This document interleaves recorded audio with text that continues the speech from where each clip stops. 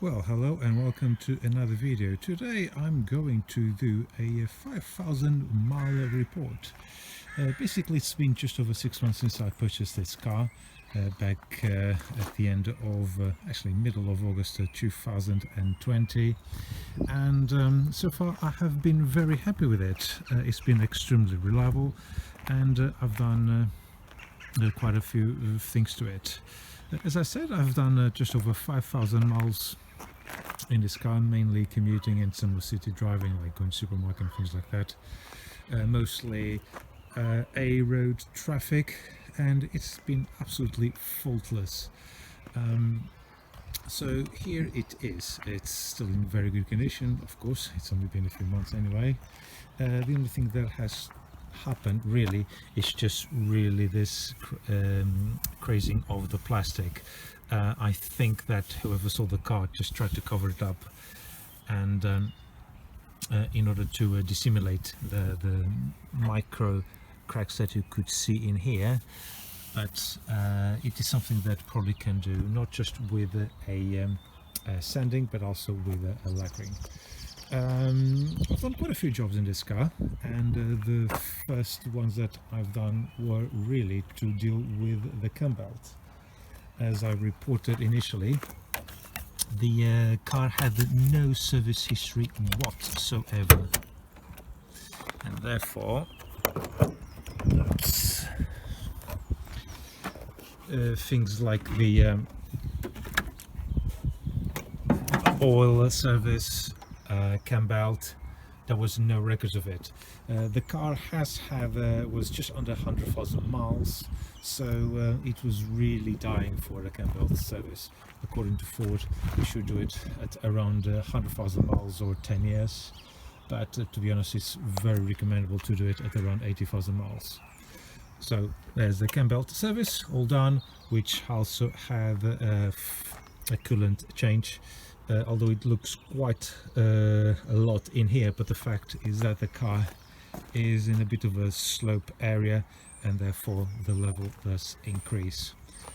Things like the posting fluid haven't been changed. There has been no need for that yet.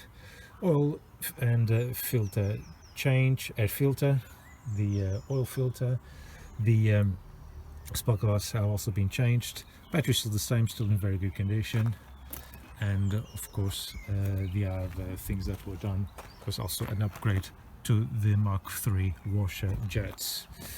Also, I've replaced the rear tires. I've bought these very nice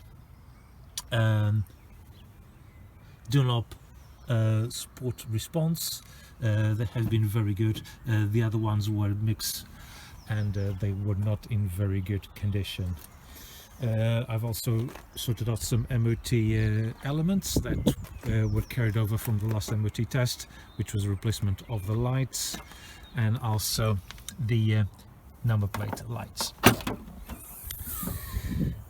And here it's all very nice and clean indeed. And one thing I'm really surprised about this car is the fact that in the midst of horrible winters, it hasn't had any signs of damp whatsoever.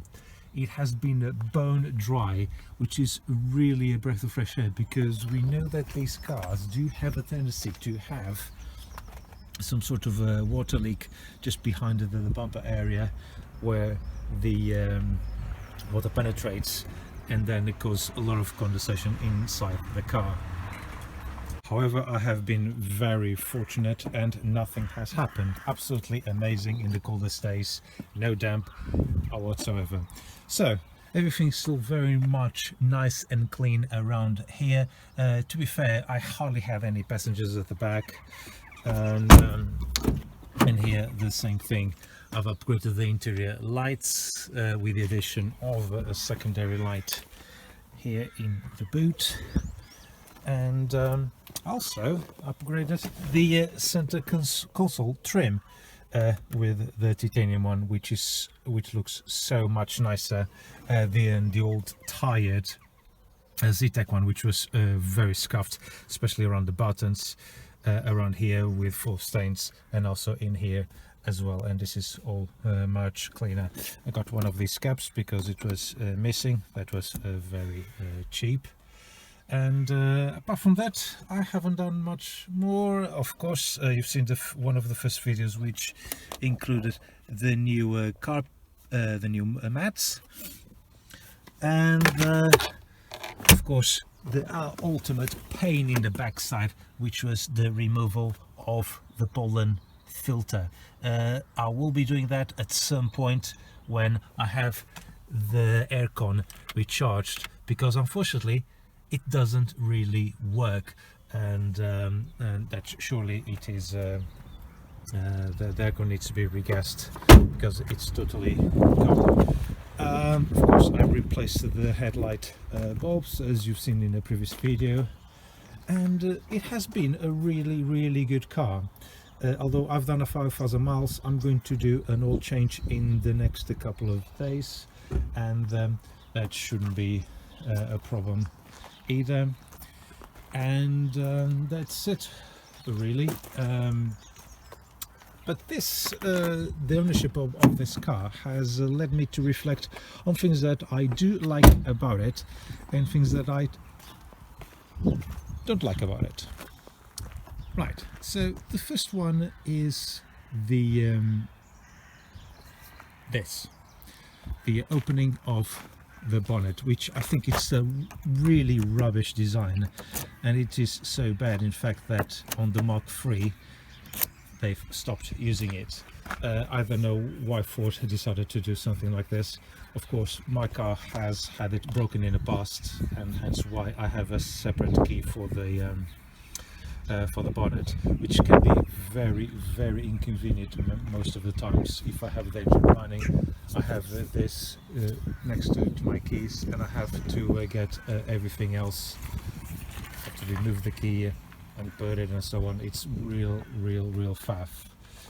Working the car is very nice actually.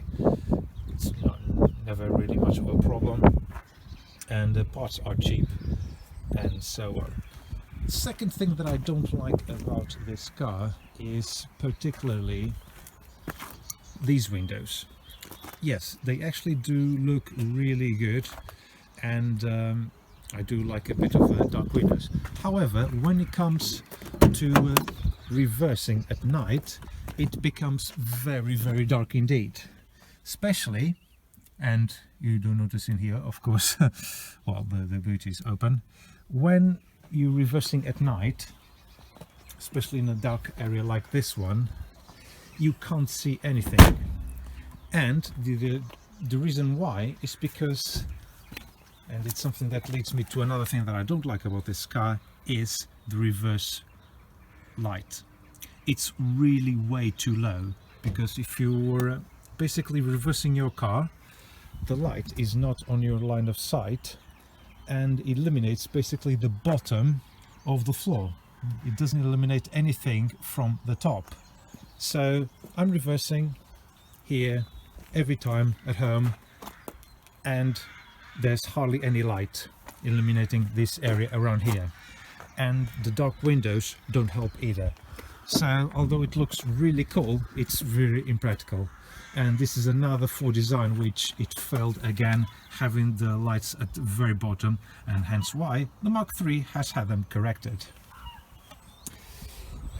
First thing that I noticed when I bought the car was when I unlocked the door, only the driver doors unlocks. I have to press twice to unlock all the doors, and sometimes can be a bit annoying because I press the button to unlock the door, and then if after a few seconds more I wait and then unlock it, it won't unlock the passenger one. I have to double press again. I think it's a real pain in the backside. I hate it, and I think that could be easily resolved. And I'm really hoping to get an ELM modulator and then the force scan in order to get the changes that I want.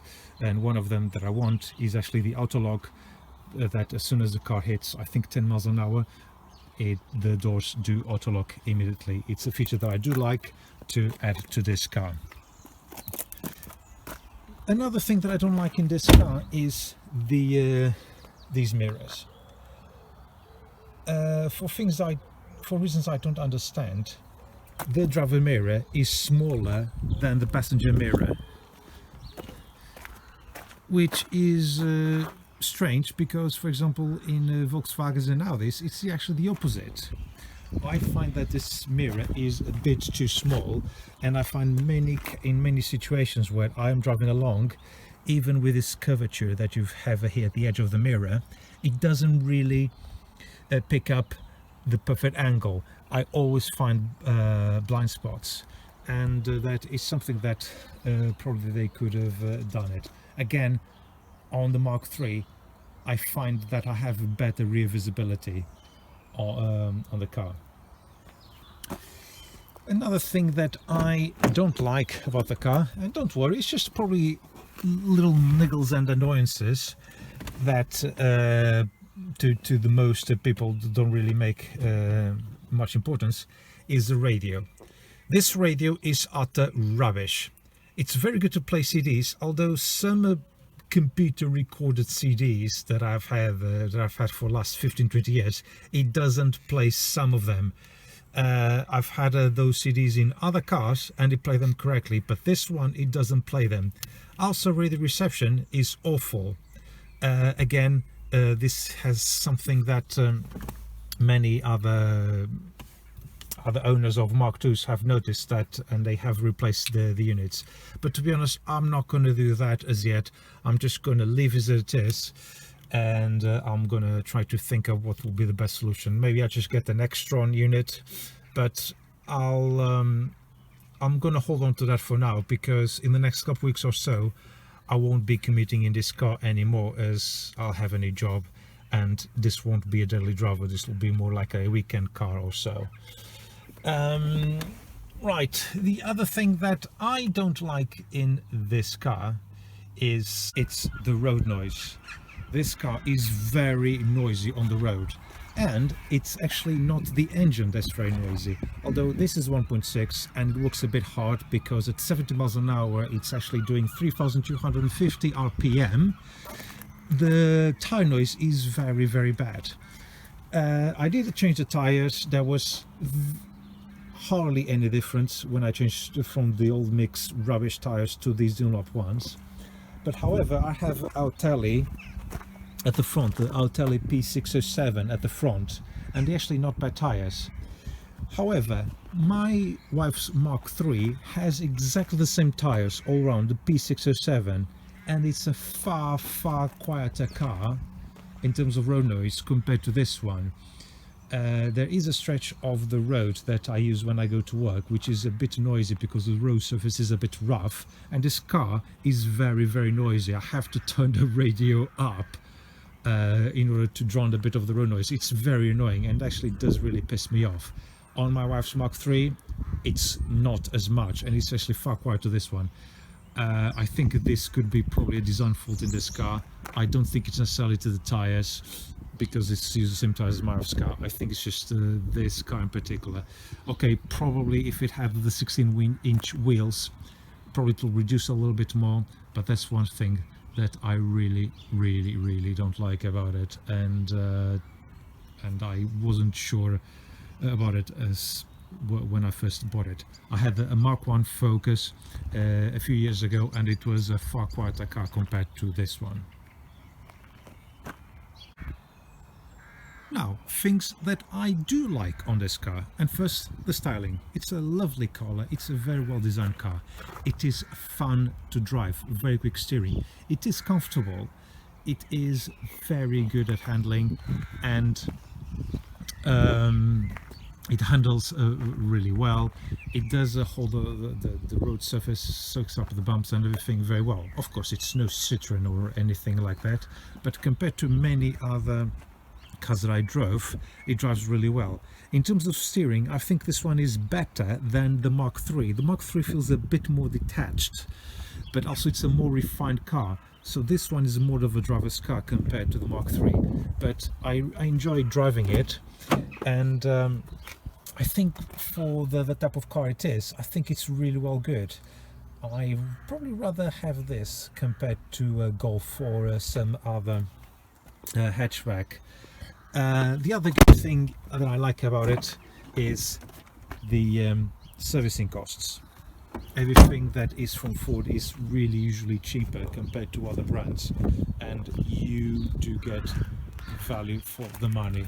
I'm really happy with it. There is some drivers that actually criticize the headlights. They say they're not good enough.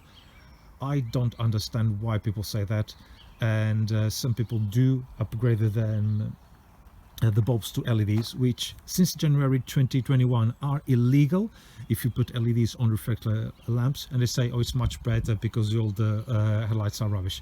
No, you either needed to get your eyes tested, or you need to get like a good quality halogen bulbs. Get the best ones you can get, but don't convert to LEDs, or get your eyes tested, because they're not really that bad as some people claim.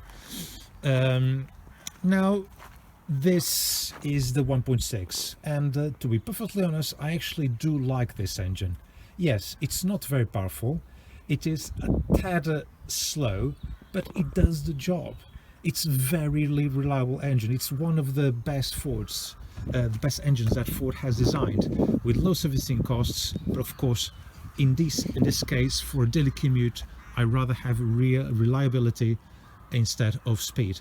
To be fair, how many times you do go and overtake at massive speeds on motorway? Not very often. Sometimes it does help, yes, I know that, but for a daily commute that I have, where I basically do most of the road at 50 miles an hour on a dual carriageway, because that's the speed limit on that dual carriageway, to be honest, I think the car does the job. And also some city driving as well, it's really helpful.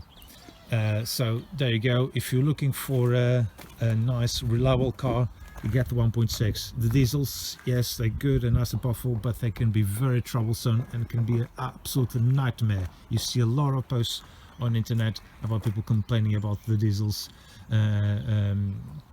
reliability, but that's the thing. If the diesels are driven for long distance all the time, they are less prone to failure. That's one thing about the diesels. They are not made to be sat around on the driveway. Other things that I do like about this car, it's actually reasonably equipped. You do have a power steering, you have steering wheel controls. Where are they? Yeah, there they are, which are not too bad. And you have the best Ford feature, which is the windscreen heater. It's amazing, and this one, after 10 years, hasn't got a single dead filament. It's marvelous that I haven't bought any de-icer for the first time in years. It's really good, and it does really make a lot of difference, not just only for de-icing the front windscreen, but just also to the mist. Sometimes it can get a bit misty due to the temperature or size and so on, but it's brilliant, and it's a feature that I do really like.